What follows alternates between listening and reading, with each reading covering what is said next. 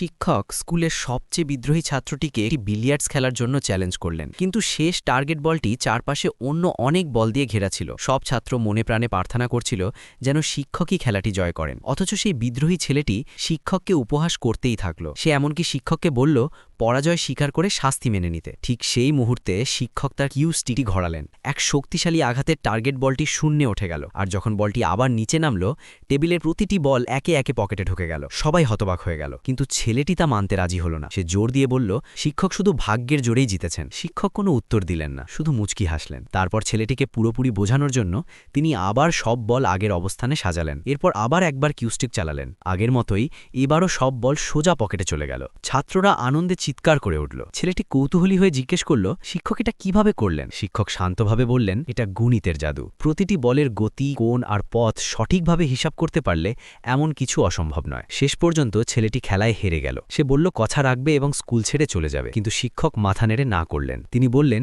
ছেলেটির কোথাও যাওয়ার দরকার নেই, বরং তাকে থেকে গিয়ে মন দিয়ে পড়াশোনা করতে বললেন।